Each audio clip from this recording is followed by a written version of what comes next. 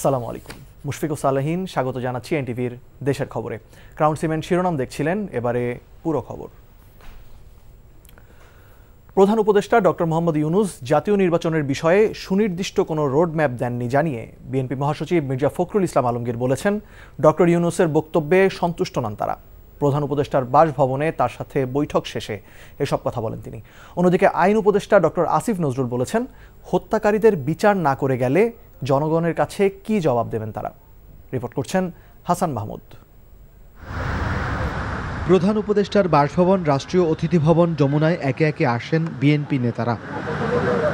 দলের মহাসচিবের নেতৃত্বে বিএনপির সর্বোচ্চ নীতি নির্ধারণী ফোরামের 7 সদস্যের প্রতিনিধি দল প্রধান উপদেষ্টা ডক্টর মোহাম্মদ ইউনূসের সাথে দীর্ঘ প্রায় 2 ঘন্টার বৈঠকে নির্বাচনের রোডম্যাপ, নির্বাচনী এলাকা পুনর্নির্ধারণের জটিলতা নিরসন, এনআইডি প্রকল্প কমিশনের অধীনে রাখা, বিগত সরকারের হয়রানিমূলক মামলা প্রত্যাহার, জুলাই অভ্যুত্থানে নিহত আহতদের ক্ষতিপূরণ সহ বেশ কিছু প্রস্তাবনা তুলে ধরে। বলা হয়, নির্বাচন না হলে দেশের পরিস্থিতি খারাপের দিকে যাবে। তবে বৈঠক শেষে মির্জা ফখরুল তাদের হতাশার কথা জানান। যে বিষয়গুলোতে ঐকমত্য হবে সব দলগুলোর, সমস্ত দলগুলোর, সেগুলো নিয়ে আমরা একটা চার্টার করতে রাজি আছি। প্রধান উপদেষ্টা মহোদয় তিনি তার সুনির্দিষ্ট কোনো ডেডলাইন আমাদের দেননি। তিনি বলেছেন যে ডিসেম্বর থেকে জুনের মধ্যে তিনি নির্বাচন শেষ করতে চান। আমরা একেবারেই সন্তুষ্ট নই। আমরা পরিষ্কার করেই বলেছি যে আমরা ডিসেম্বর কাট আউট টাইম, ডিসেম্বরের মধ্যে নির্বাচন যদি না হয় তাহলে দেশে যে রাজনৈতিক পরিস্থিতি, অর্থনৈতিক পরিস্থিতি এবং সামাজিক পরিস্থিতি সেটা আরও খারাপের দিকে যাবে। সেটা তখন নিয়ন্ত্রণ করা বেশ কঠিন হবে। প্রধান উপদেষ্টার সাথে বৈঠকের বিষয় তুলে ধরে করা সংবাদ সম্মেলনে আইন উপদেষ্টা ডক্টর আসিফ নজরুল জানান, সংস্কার প্রশ্নে বিএনপি অত্যন্ত আন্তরিক। তিনি বলেন, 26 সালের জুনের মধ্যেই হবে জাতীয় নির্বাচন, আর দ্রুত সময়ের মধ্যে হবে জুলাই ঘোষণাপত্র। আমাদের কাছে মনে হচ্ছে ওনারা সন্তুষ্ট। ডিসেম্বর থেকে জুন মানে যে আমরা ইচ্ছা করে একটু বেশি ক্ষমতা ভোগ করার জন্য বা এমনি অকারণে আমরা 1 মাস 2 মাস বেশি ক্ষমতা থাকলাম, মোটেও সেটা না। ডিসেম্বরের থেকে জুনের মধ্যে যত তাড়াতাড়ি সম্ভব। আজকে বাংলাদেশে এত হাজারের বেশি তরুণ জীবন দিয়েছে, আর প্রায় 50-60 হাজার মানুষ আপনার শারীরিকভাবে পার্মানেন্টলি ক্ষতিগ্রস্ত হয়েছে, চোখ হারিয়েছে। তাদের যে বিচারের যে দাবি, এটা তো এই গণ অভ্যুত্থানের অন্যতম প্রধান আকাঙ্ক্ষা আছে। তা আমরা যদি কোনো বিচার না করে যাই, কোনো বিচার না করে আমরা যদি ইলেকশন দিই, আমরা মানুষের কাছে এবং নিজের কাছে জবাব দেব কিভাবে? নির্বাচন প্রসঙ্গে কেউ যদি বেফাস কথা বলে তাতে বিভ্রান্ত না হওয়ার পরামর্শ দেন ডক্টর আসিফ নজরুল। প্রধান উপদেষ্টার কাছ থেকে নির্বাচনের সুনির্দিষ্ট কোনো রোডম্যাপ না পেয়ে অনেকটা অসন্তুষ্ট হয়ে বিএনপি গেলেও মাঠের রাজনীতিতে নির্বাচন দ্রুত আদায় করার জন্য দলটি কী করবে তা এখনও সুস্পষ্ট নয়। Hasan Mahmud, NTV news, Dhaka. 6 দফা দাবি আদায়ে রাজধানীর তেজগাঁওয়ে সড়ক অবরোধ করছেন কারিগরি শিক্ষার্থীরা। সরকারি বেসরকারি পলিটেকনিক ইনস্টিটিউট ও technical school and college TSC সহ বাংলাদেশ কারিগরি শিক্ষা বোর্ডের আওতাভুক্ত শিক্ষার্থীদের জোট কারিগরি ছাত্র আন্দোলন বাংলাদেশের ব্যানারে এ আন্দোলন চলছে। বুধবার সকাল 10:30টার দিকে তারা তেজগাঁওয়ের 7 রাস্তা সহ তেজগাঁও ও শিল্পাঞ্চল এলাকার সড়ক অবরোধ করেন। এ সময় সড়কটিতে যান চলাচল বন্ধ হয়ে যায়। শিক্ষার্থীরা বলেন, জুনিয়র ইনস্ট্রাক্টর পদে ক্রাফট ইনস্ট্রাক্টরদের অবৈধ পদোন্নতির রায় হাইকোর্ট থেকে বাতিল ও ডিপ্লোমা ইঞ্জিনিয়ারিং কোর্সে যে কোনো বয়সে ভর্তির সুযোগ বাতিল সহ 6 দফা দাবি উল্লেখ করেন তারা। দাবি আদায় না হওয়া পর্যন্ত সড়ক ছাড়বে না বলেও হুঁশিয়ারি দেন শিক্ষার্থীরা। রাজধানীর তেজগাঁওয়ের 7 রাস্তায় আছেন স্টাফ করেসপন্ডেন্ট নাহিদ প্রিন্স।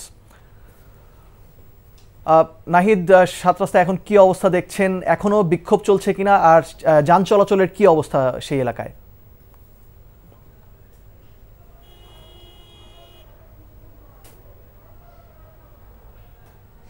এখনও শিক্ষার্থীরা সড়ক অবরোধ করে তাদের কর্মসূচি পালন করছে। তারা বলছেন, যতদিন পর্যন্ত তাদের দাবি আদায় না হবে ততদিন পর্যন্ত এই আন্দোলন চলবে। কারণ গত বছরের সেপ্টেম্বর মাসেও কিন্তু তারা একই দাবিতে সড়ক অবরোধ করেছিলেন। তখন তারা তাদের যে দাবিটুকু জানিয়েছিলেন, সে দাবির প্রেক্ষিতে সরকার থেকে বলা হয়েছিল যে তাদের দাবিগুলো বাস্তবায়ন করা হবে, কিন্তু সেই দাবি এখনও বাস্তবায়ন করা হয়নি। তারা বলছিলেন এটি যে এখন সেই দাবি আদায়ে আবার সড়ক অবরোধ করেছেন। যদি দাবি বাস্তবায়ন না হয় সেক্ষেত্রে যতদিন পর্যন্ত দাবি বাস্তবায়ন না হবে ততদিন পর্যন্ত তারা আন্দোলন করবেন। আগামীকাল থেকে তারা অসহযোগ আন্দোলন করবেন সেটি তারা বলছিলেন।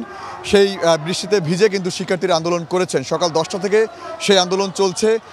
7 রাস্তা জুড়েই আন্দোলন চলছে। পুরো রাস্তা কিন্তু এখনও বন্ধ রয়েছে, বাঁশ দিয়ে সেই রাস্তা বন্ধ করা হয়েছে। তারা বলছিলেন যে তাদের দাবিগুলো 6টি দাবি যে তাদের রয়েছে সবগুলোই ন্যায্য দাবি এবং সেই কর্তৃপক্ষদের কাছ থেকেও কিন্তু সেই দাবি প্রেক্ষিতে তাদের সাথে যোগাযোগ করা হয়েছে। তবে তারা বলছেন যে প্রতিবারই তাদের সাথে যোগাযোগ করা হয়, সে বাস্তবায়নের লক্ষ্যে কথা বলা হয়, কিন্তু সেই বাস্তবায়ন কিন্তু তারা আশার আলো যেটি সেটি তারা দেখছেন না। দেখতে পাচ্ছি যে মানুষ কিন্তু হেঁটেও তারা তাদের গন্তব্যে ফিরছেন। পুরো রাস্তা কিন্তু এখনও বন্ধ রয়েছে। আমরা যদি বলি যে সেই মহাখালী থেকে মতিঝিল যে রাস্তা রয়েছে সেখানে ফার্মগেট এবং আশপাশের যে সড়কগুলো রয়েছে পুরো রাস্তায় কিন্তু এখনও বন্ধ, বাঁশ দিয়ে বন্ধ করা হয়েছে। সেখানে কিন্তু যে মোটরসাইকেলও যাতায়াত করতে তারা দিচ্ছে না। তারা বলছেন যে দাবি বাস্তবায়ন হলেই তারা সড়ক ছেড়ে দিবেন। তারা স্লোগান দিচ্ছে, একদম শুধু ঢাকা পলিটেকনিক না, সব ইনস্টিটিউটেই কিন্তু সেই আন্দোলন করছে। সবাই একত্রিত হয়েই কিন্তু এই সড়কে নেমেছে। আগামীকালকেও তারা নামার কথা রয়েছে। তারা বলছিলেন যে আগামীকালকে সে দাবি বাস্তবায়ন না হলে আমরা দেখাচ্ছি যে সেই 7 রাস্তা থেকে যে ফার্মগেটের রাস্তাটি রয়েছে সেই ফার্মগেটের রাস্তাও কিন্তু এখনও পুরোপুরি বন্ধ। তো পুরো সড়ক জুড়েই কিন্তু এখনও যে তারা আন্দোলন করছে। শিক্ষার্থীরা বেশি ছিল, এখন অনেকটা কমে গেছে। তো এই ছিল রাজধানীর 7 রাস্তা থেকে আমার কাছে সর্বশেষ। সুনামগঞ্জ ও উজানে আগামী এক সপ্তাহে স্বাভাবিকের চেয়ে বেশি বৃষ্টির পূর্বাভাস দিয়েছে বন্যা সতর্কীকরণ কেন্দ্র। আগাম বন্যার আশঙ্কায় ডিসি, ইউএনও সহ সকল কর্মকর্তার ছুটি বাতিল। কৃষকদের দ্রুত ধান কাটার নির্দেশ দিয়েছে কৃষি সম্প্রসারণ অধিদপ্তর। সুনামগঞ্জের দেওয়ান গিয়াস চৌধুরীর পাঠানো রিপোর্ট। সুনামগঞ্জের বিস্তীর্ণ হাওরে এবছর 2,23,000 হেক্টর জমিতে বোরো ধানের আবাদ করা হয়েছে। এ মৌসুমের শুরু থেকে মার্চের শেষ সপ্তাহ এবং এপ্রিলের দ্বিতীয় সপ্তাহেও কোনো রকম বৃষ্টি ও আগাম বন্যা না থাকায় অনেকটা নির্বিঘ্নে জমির ধান কাটতে শুরু করেছে চাষিরা। তবে আবহাওয়া সতর্কীকরণ কেন্দ্রের দেয়া পূর্বাভাস কৃষকদের কপালে দুশ্চিন্তার ভাঁজ ফেলেছে। পূর্বাভাসে বলা হয় আগামী 18 এপ্রিল থেকে এক সপ্তাহ সুনামগঞ্জ ও ভারতের উজানের মেঘালয় এবং চেরাপুঞ্জিতে মাঝারি থেকে ভারী বৃষ্টি হওয়ার সম্ভাবনা রয়েছে। এদিকে কৃষকরা বলছেন ভারী বৃষ্টিপাতের খবর আতঙ্কের। পানি যদি আয় তাহলে তো কাঁচা ধান কাটতে আনা সম্ভব হয় না। এখন যদি এটা মনে হরণ নষ্ট হয় তাই আমরা বাচ্চা লইয়া অসহায় পড়ে যাব। 7-8 দিনের ভিতরে ধানটা ফাঁকি দিব। তাইলে আমরা 7-8 দিন সময় যদি হয় তাহলে মনে করেন যে আমরা ফসলটা গড়ে উঠাইতে পারবো। যারা কর্তৃপক্ষ আছেন তার কাছে আমরা জোরদার দাবি এটাই, আমরা এই বেরিবানটা দেখার লাগে, খেয়াল করার লাগে। পাবো বলছে ভারী বৃষ্টি ও পাহাড়ি ঢলে নিম্নাঞ্চলে পানি বৃদ্ধি পাবে, তবে ফসলের ক্ষতির সংখ্যা কম। আগামী 7 দিন মাঝারি থেকে ভারী বৃষ্টির পূর্বাভাস রয়েছে। তো সেক্ষেত্রে নদ-নদী পানি বৃদ্ধি পেতে পারে। এই জন্য আমরা কৃষকদের সতর্ক করে দিতে যাচ্ছি যেন তারা যে পাকা ধান আছে সেগুলো থেকে কেটে ফেলে। আগাম বৃষ্টিপাতের আভাস থাকায় পাকা ধান কাটতে নির্দেশ দেওয়া হয়েছে বলেও জানান জেলা প্রশাসক। সেই সাথে জেলা প্রশাসন ও কৃষি অফিস সহ সকল কর্মকর্তাদের ছুটি বাতিল করা হয়েছে বলেও জানান তিনি। আইন শৃঙ্খলা রক্ষাকারী বাহিনীকে চিঠি দিয়েছি যেন তারা বাচ্চা সংরক্ষণ করে, কেউ যেন কোনো দুর্বৃত্ত যাতে বাদ কেটে দিতে না পারে। এবং আমরা আপনাদের মাধ্যমে কৃষক এবং আপনাদের সবাইকে আমরা আহ্বান জানিয়েছি, যদি এই রকম কোনো ঘটনা ঘটে, কেউ বাদ কেটে দিতে চেষ্টা করে, তাহলে আমাদের জানাবেন, আমরা আইন অনুযায়ী ব্যবস্থা গ্রহণ করব। NTV news desk. শিক্ষক ও শিক্ষার্থীদের পাল্টাপাল্টি অবস্থান কর্মসূচিতে উত্তপ্ত খুলনা প্রকৌশল ও প্রযুক্তি বিশ্ববিদ্যালয়ের ক্যাম্পাস। কুয়েট উপাচার্যের পদত্যাগের এক দফা দাবিতে দুপুরের পর শিক্ষার্থীরা দুর্বার বাংলার পাদদেশে প্রতিবাদ সমাবেশ করে। তার আগে শিক্ষার্থীরা ক্যাম্পাসে পোস্টার লাগানো কর্মসূচি পালন করে। পরে শিক্ষক, কর্মকর্তা, কর্মচারীরা একই স্থানে মানববন্ধন ও প্রতিবাদ সমাবেশ করে। কুয়েট শিক্ষক সমিতির সভাপতি প্রফেসর ডক্টর শাহিদুল ইসলামের সভাপতিত্বে এক কর্মসূচি পালন করা হয়। শিক্ষক আর শিক্ষার্থীদের পরস্পর বিরোধী অবস্থানে ক্যাম্পাস জুড়ে চাপা উত্তেজনা সৃষ্টি হয়। ওদিকে উদ্ভূত পরিস্থিতিতে সংবাদ সম্মেলন করার কথা জানান কুয়েট উপাচার্য।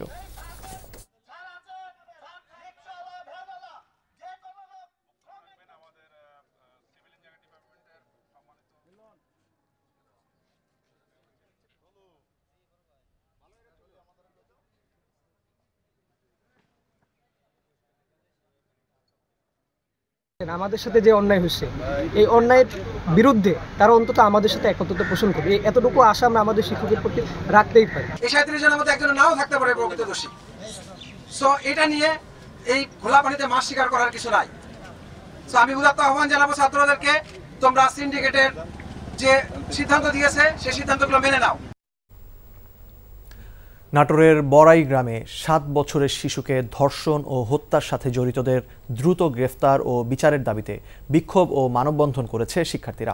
দুপুরে উপজেলার বনপাড়া বাজার থেকে বিক্ষোভ মিছিল করে তারা। এ সময় 24 ঘন্টার মধ্যে অভিযুক্তদের গ্রেফতারের দাবি জানানো হয়। একই দাবিতে নবাব সিরাজউদ্দৌলা সরকারি কলেজের সামনে মানববন্ধন করেছে কলেজ শাখা ছাত্রদল। এদিকে পাবনার চাটমোহর থানায় অজ্ঞাত আসামিদের বিরুদ্ধে মামলা দায়ের করেছেন নিহতের মা। এদিকে ধর্ষণের পর হত্যার শিকার শিশু জুইয়ের পরিবারের পাশে দাঁড়িয়েছেন বিএনপির ভারপ্রাপ্ত চেয়ারম্যান তারেক রহমান। অতি সম্প্রতি বিশ্বের 10ম সর্বোচ্চ পর্বত মাউন্ট অন্নপূর্ণা 1 আরোহণ করেছেন বাংলাদেশি পর্বতারোহী বাবর আলী। এভাবে পৃথিবীতে 8000 মিটার কিংবা ততোধিক উচ্চতার যে 14টি পর্বত আছে তার সবগুলোই আরোহণ করতে চান বলে জানিয়েছেন এই বাংলাদেশি পর্বতারোহী।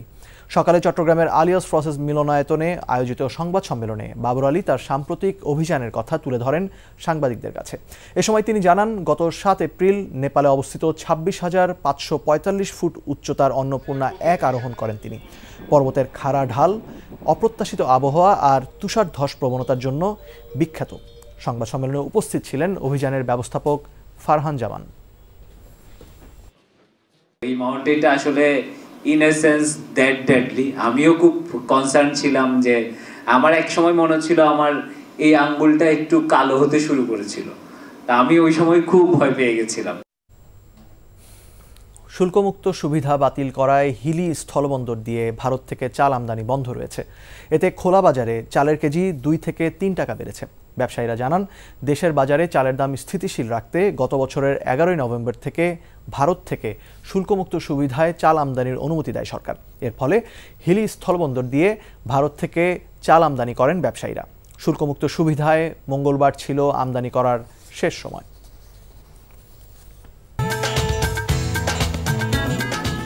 এই ছিল দেশের খবরে। এই খবরের ভিডিও সহ আপডেট জানতে ভিজিট করুন এনটিভি অনলাইন www.ntvbd.com। এছাড়াও এনটিভির জনপ্রিয় সব অনুষ্ঠান ও খবরের আপডেট জানতে ভিজিট করুন আমাদের ইউটিউব ও ভেরিফাইড ফেসবুক পেজ। 6টায় ইভিনিং নিউজ দেখার আমন্ত্রণ রইল। ধন্যবাদ সবাইকে।